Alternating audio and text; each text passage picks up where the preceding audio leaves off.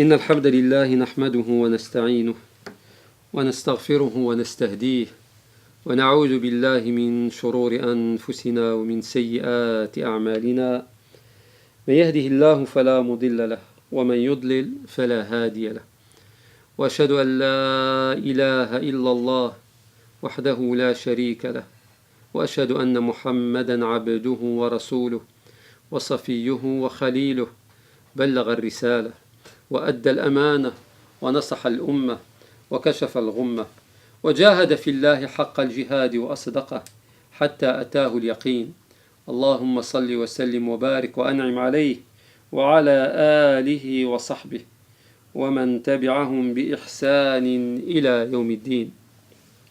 أما بعد أيها الإخوة الكرام أيتها الأخوات الكريمات.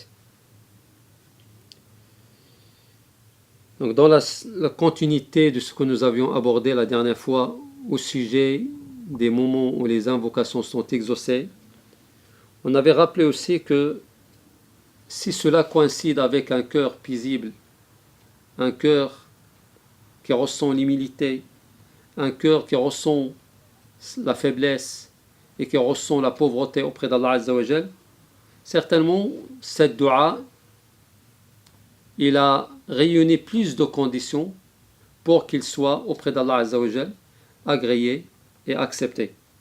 Mais on rajoutera encore une autre série qu'il va falloir tenir en compte et en considération pour que les invocations aient toutes leurs chances pour qu'ils soient auprès d'Allah Azza wa Jal agréés et acceptés. Il va falloir que le da'i, celui qui invoque et qui implore Allah Azza wa Jal, soit en direction de la Qibla. Vous savez, quand on a l'habitude de prier, quand on a l'habitude de se diriger vers Allah Azza wa Jal, souvent on se met en direction de la Qibla. La direction de la Qibla, elle est obligatoire dans les prières, dans la salawat. Mais il est fortement conseillé quand il s'agit des invocations. À ce qu'on se dirige vers le même endroit où on se dirige quand on prie Allah subhanahu wa ta'ala, quand on est en inclinaison, en recours, quand on est en prosternation, en sujoud. Si toutefois, pendant nos du'a, on se dirige vers la Qibla et on sollicite Allah Azza wa Jal,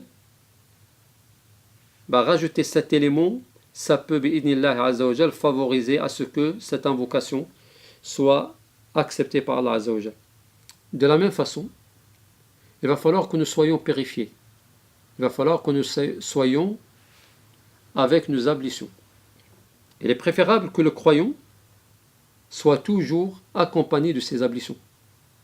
Al-Muslim et le Mu'min, c'est quelqu'un qui est systématiquement dans la purification.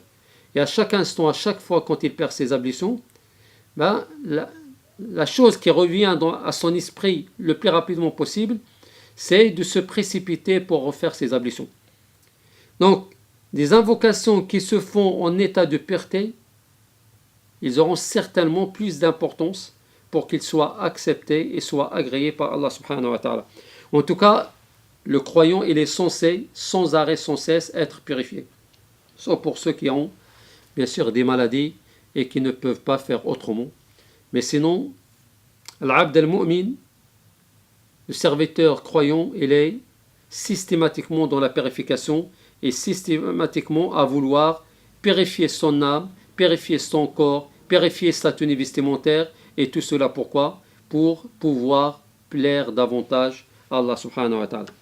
Aussi parmi les éléments qui nous permettent à ce que nos du'a soient agréés, soient acceptés par Allah Azza wa Jal, c'est le fait de lever nos mains.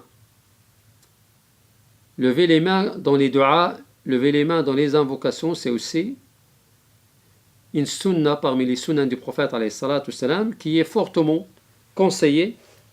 Et plus on demandera à Allah Azza wa Jal en levant nos mains, plus on aura l'occasion à ce que nos invocations soient exaucées. Il y a certainement des moments où on n'a pas à lever nos mains. Mais si vous faites une dua, ou vous voulez se rapprocher à travers cette dua à Allah subhanahu wa ta'ala, vous pouvez le faire en levant vos mains et invoquer et implorer Allah Azza wa Jal. Les hadiths à ce sujet sont nombreux. Le prophète alayhi salatu wassalam, quand il a invoqué, quand il a imploré Allah Azza wa Jal, ça lui est arrivé donc de lever ses mains et de l'étendre pour supplier, pour implorer, pour solliciter la miséricorde et la clémence d'Allah subhanahu wa ta'ala. Aussi, parmi les règles à respecter pour que les invocations soient exaucées, c'est qu'on commence nos invocations par la louange à Allah Azza wa Jal. Qu'on loue Allah subhanahu wa ta'ala. Qu'on exprime auprès d'Allah Azza wa Jal sa grandeur, sa majesté, sa puissance. Qu'on commence à l'invoquer à travers ses noms et ses attributs. Et l'exemple le plus parfait, vous le trouvez dans Surat al-Fatiha. Quand vous regardez Surat al-Fatiha, comment il est composé, vous voyez bien qu'Allah subhanahu wa ta'ala commence par, après Bismillah ar-Rahman ar-Rahim, Alhamdulillahi Rabbil Alamin, Ar-Rahman ar-Rahim, Maliki Yawmiddin, Iyyaka na'budu wa Iyyaka nasta'in. Cette première partie de Surat al-Fatiha, c'est une partie qui remplit cette condition, à savoir, il ne parle d'éloges à faire auprès d'Allah Azza wa Jal, ou à faire pour Allah subhanahu wa ta'ala. Il nous parle de la grandeur d'Allah subhanahu wa ta'ala, de sa puissance subhanahu wa ta'ala, de sa miséricorde subhanahu wa ta'ala. Donc, dans nos invocations, on est censé commencer par faire cet éloge. Et la suite de la sourate, c'est des du'as. Ihdina as-sirata al-mustaqim, sirata alladhina an'amta alayhim, غير المغضوب عليهم ولا الضالين.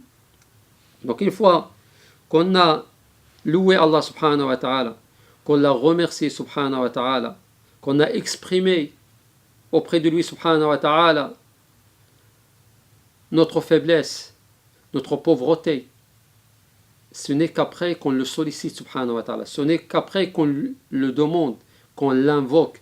Et c'est ce que le prophète alayhi salatu wassalam nous a appris aussi à travers plusieurs hadiths, où il commençait alayhi salatu wassalam par faire des éloges à Allah subhanahu wa ta'ala. Et ce n'est que par la suite qu'il invoquait la miséricorde et la clémence et la guidance de la part d'Allah subhanahu wa ta'ala. Donc c'est une attitude que le croyant est censé s'imposer pour pouvoir bénéficier de la clémence et de la miséricorde d'Allah subhanahu wa ta'ala, et dans l'objectif à ce que ces invocations soient exaucées par Allah subhanahu wa ta'ala. Une fois qu'on a exprimé ces éloges à Allah Azza wa Jal, nos remerciements à Allah Azza wa Jal, il y a aussi un point qui est essentiel, c'est faire les salutations sur le prophète alayhi salatu wassalam. Parmi les adab qu'on doit respecter, parmi les règles de bienséance qu'on est censé respecter dans les du'as, mais une fois que j'ai fait l'éloge d'Allah subhanahu wa ta'ala, il va falloir que j'exprime aussi le respect à notre prophète Muhammad alayhi salatu wassalam. Et la meilleure façon de montrer ce respect, de manifester ce respect, c'est de faire les salutations sur le prophète alayhi salatu wassalam. Le meilleur exemple, c'est les salutations qu'on appelle as-salat al-ibrahimiyya.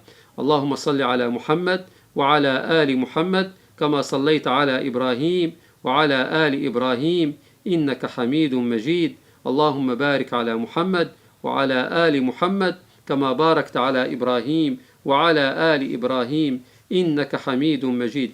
Donc, faire ces salutations sur le prophète alayhi salam. La manière de faire les salutations, donc on a plusieurs façons, plusieurs manières qui nous ont été relatées par les compagnons du prophète alayhi salatu wassalam. Il suffit de prendre une manière, une façon parmi les façons authentiques qu'on retrouve dans la sunna authentique du prophète alayhi salatu wassalam, et la respecter dans nos du'as et dans nos invocations. Donc, je reprends ces quelques éléments qui doivent favoriser à ce que notre dua soit agréé. Il y en a encore d'autres que je citerai dans la suite, mais on voit bien à travers tout ce qu'on est en train d'énumérer que subhanallah, plus on est attentif et plus on est vigilant dans nos duas et plus on est convaincu et plus on est recueilli, plus il y a certainement bi'idnillahi azza wa jal de la chance à ce qu'Allah subhanahu wa ta'ala agrée ou accepte nos invocations. Donc je reprends ces quelques éléments. C'est se diriger vers la Qibla, c'est être purifié, c'est lever ses mains quand on invoque et quand on implore et quand on sollicite Allah subhanahu wa ta'ala, c'est de commencer par faire des éloges à Allah subhanahu wa ta'ala et présenter nos remerciements à lui subhanahu wa ta'ala, c'est aussi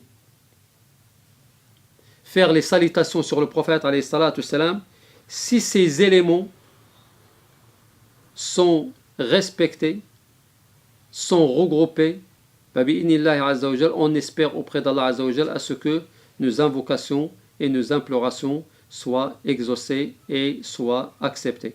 أسأل الله العلي القدير لي ولكم التوفيق وأن يجعلني وإياكم من الذين يستمعون القول فيتبعون أحسنه. أقول قولي هذا وأستغفر الله فاستغفروه إنه هو الغفور الرحيم.